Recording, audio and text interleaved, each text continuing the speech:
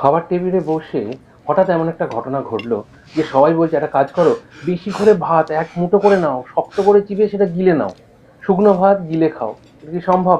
গিলতে গিয়ে উল্টে বমি হয়ে যাচ্ছে, ভীষণ কষ্ট পাচ্ছে, চোখ মুখ দিয়ে জল বেরিয়ে আসছে, এমন হতে পারে নিঃশ্বাস নিতে পর্যন্ত কষ্ট হতে পারে। হ্যাঁ, ঠিক ধরেছেন। খেতে বসে যদি কোনো একটা কাঁটা বাচ্চা, বুড়ো, বয়স্ক সবার বা মধ্যবয়স্ক সবার হতে পারে। ইলিশ মাছের একটা ছোট্ট কাঁটা যদি গলাতে ছোট্ট করে আটকে যায়, বাস, আর তো কোনো কথাই নেই। সঙ্গে সঙ্গে সবাই মিলে বলবে একটা মুঠো করে ভাতটা শক্ত করে নিয়ে গিলে নাও। আরে গেলা কি সম্ভব? এমনি ভাত খাওয়া যায় না, না চিবিয়ে সেটা আবার শক্ত করে ভাতের ডালাটা বানাও বড় করে, তারপরে সেটা গিলে খাও। এগুলো কি সম্ভব? তারপরে চোখ দিয়ে জল বেরিয়ে আসছে, হাউ হাউ করে বাচ্চাটা কাঁদছে, বয়স্ক লোকেরও কোনো কিন্তু এ থেকে বাদ নেই। তারও যদি গলায় আটকে যায়, কষ্ট কিন্তু একই রকম।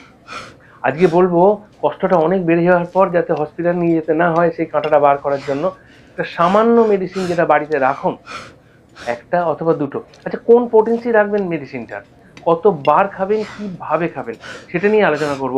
আরামসে কোনো কষ্ট না পেয়ে ওষুধটা খাবেন, কাঁটাটা গলা থেকে সরে যাবে। ইয়েস, সেটা নিয়ে আলোচনা। সাইলিশিয়া তো থাকছেই, তার সঙ্গে আরো কিছু মেডিসিন থাকছে, শুধু সাইলিশিয়া নয়, তার পোটেন্সিটা কত, বা অন্য মেডিসিনগুলোই বা কিভাবে খাবে, সেটা নিয়ে আলোচনা। যদি আমার ভিডিও ভালো লাগে, প্লিজ একটু লাইক সাবস্ক্রাইব করতে ভুলবেন না।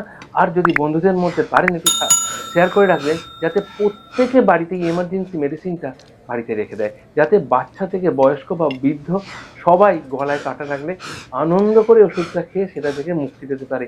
বমি করা বা হসপিটাল নিয়ে যাওয়া, আবার ভিতর থেকে কাঁটা বার করার জন্য কষ্ট দেওয়া, এগুলো যাতে করতে না হয়। নমস্কার, আমি ডক্টর দেবশিস সিংহ রায়। আজকে আপনাদের কাছে এসে একটা গুরুত্বপূর্ণ মেডিসিন নিয়ে আলোচনা করব, যে মেডিসিনগুলো একটা অথবা আরো দু একটা যেটা বাড়িতে রাখা খুব দরকার, এমার্জেন্সির জন্য ভীষণভাবে কাজে লাগে। আগেই বলেছি, গলায় কাঁটা আটকে গেছে, বাচ্চাটা স্কুলে যাবে, তার গলায় মাছ ভাত খেতে গিয়ে আটকে গেছে, স্কুলে যেতে দেরি, ভীষণভাবে চোখ দিয়ে জল বেরোচ্ছে, বমি করতে গিয়ে সমস্ত খাবার যেটা খেয়েছিল সব তুলে ফেলেছে। আচ্ছা, বাচ্চার বাবা অথবা দাদু অথবা ঠাকুমা অথবা মা সবার কিন্তু হতে পারে একটু তাড়াহুড়ো খেতে খেতে গিয়ে, অথবা কোনো কারণে গলায় যদি কাঁটাটা আটকে যায়, তাহলে তো রক্ষা নেই। তাহলে কি করবেন? সত্যিই কি তাকে মুঠো মুঠো করে শক্ত করে ভাত অথবা আলু ভাতের সমেত ভাতটাকে শক্ত করে নিয়ে গিলে খেতে হবে? নাকি ওষুধটা খুব সিম্পল, ওষুধটা খেলে সে সঙ্গে সঙ্গে তার থেকে মুক্তি পাবে? ইয়েস, সাইলিশিয়ার কথা আমরা সবাই কিন্তু জানি। সাইলিশিয়া খেলে এ থেকে মুক্তি পাওয়া যায়, কিন্তু সত্যি কি শুধু একটাই সাইলিশিয়া খেলে ভালো হয়ে যাবে, নাকি তার সঙ্গে আরো কিছু মেডিসিন লাগবে? আচ্ছা, সাইলিশিয়া খাবেন কোন পোটেন্সি, কতবার, সেটা নিয়ে আজকে আলোচনা। দেখুন, কমন সবাই বলে সাইলিশিয়া বাড়িতে আছে, গলায় কাটা আটকে। সাইলিশিয়ার কথা বলবোই, তার সঙ্গে আরো কতগুলো মেডিসিন বাড়িতে রাখলে খুব ভালো হয়। যেমন খুব সামান্য একটা মেডিসিন বেলেডোনা, বেলেডোনা 30 এবং মাইলিস্টিকা 30। একটা গলায় কাঁটা আটকালে মেন কাজ হচ্ছে কাঁটাটা যেখানটা আটকাচ্ছে সেই জায়গাটাকে নরম করে দিলে কাঁটাটা সরে যেতে সহজ হয়। তাহলে আমাদের উদ্দেশ্য কি? ওষুধ দিয়ে যাতে সেই জায়গাটাকে নরম করে দেওয়া যায়, সেখানকার যে ইনফ্লামেশনটা হয়েছে সেটা থেকে যদি মুক্তি পাওয়ানো যায়, নরম করে দেওয়া যায়, তাহলে কাঁটাটা অটোমেটিক সেই জায়গা থেকে সরে যাবে এবং আপনি আরাম পেয়ে যাবেন। সাইলিশিয়া সবসময়তেই আমরা কিন্তু খাবো লো পোটেন্সি। মাইলিস্টিকা 30 অথবা বেলেডোনা 30 আধ ঘন্টা ছাড়া ছাড়া সাইলিশিয়ার সঙ্গে খেতে হবে। সাইলিশিয়া খেলে সবসময় চেষ্টা করবেন লো পোটেন্সি 6। সাইলিশিয়া, বেলেডোনা, মাইলিস্টিকা তিনটে ওষুধ 10 মিনিট ছাড়া ছাড়া 5-6 বার খেলেই কিন্তু এ থেকে মুক্তি পাওয়া যায়। আর একটু অপেক্ষা করুন, কি সুন্দর, বুঝতেই পারবেন না, আশা করছি বুঝতেই পারবেন না কাঁটাটা কখন সরে গেছে। ঘন্টা দুয়েকের মধ্যে ও থেকে রিলিফ।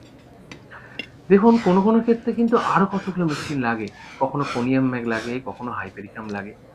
প্রয়োজন হলে পরের দিন যে জায়গাটায় ব্যথা, কাঁটা লাগার জন্য যে জায়গাটায় কাঁটা কাঁটা তো সরে গেল, পরে কিন্তু একটু ব্যথাও থাকতে পারে।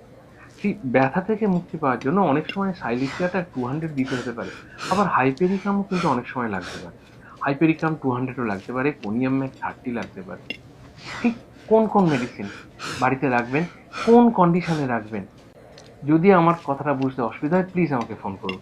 আমি আপনাদের জন্য বুধবার, বৃহস্পতিবার, শনিবার সন্ধ্যে 7:30 থেকে 9:30 বাড়িতে রাখবেন সাইলিশিয়া, ফোনিয়াম ম্যাগ, বেলেডোনা, হাইপেরিকাম। খাবেন কিভাবে? ভীষণ লো পোটেন্সি 630। হাইপেরিকাম কিন্তু 200 খেতে ভুলবেন না, হাইপেরিকাম বেশি লো পোটেন্সি খেতে নেই। তারপরও যদি কাঁটা না সরে, প্লিজ আমাকে একটু ফোন করবেন। আশা করছি আমাকে ফোন করতে লাগবে না, অন্তত কাঁটাটা সরে যাবেই। আরও যে কোনো প্রবলেমের জন্য যদি কোনো অসুবিধা থাকে প্লিজ আমাকে ফোন করুন বুধ বৃহস্পতি শনি। অ্যাব্রড পেশেন্টদের জন্য আমার রিকোয়েস্ট, প্লিজ বুধ বৃহস্পতি শনি আপনারা হোয়াটসঅ্যাপে আমাকে কল করুন। আপনাদের সাহায্যার্থে যে কোনো প্রবলেম, কাঁটা লাগা ছাড়াও অন্য যে কোনো প্রবলেম যত সহজে হোমিওপ্যাথি মেডিকেশন দিয়ে সারানো যায় তার চেষ্টা করব। আশা রাখি আপনারা আনন্দে ইলিশ মাছ খান এবং ভালো থাকুন, কাঁটা লাগার ভয় থাকবে না, ওষুধগুলো বাড়িয়ে রাখুন। নমস্কার, সবার সুস্থতা কাম্য করে পরের ভিডিওতে আবার দেখা হবে।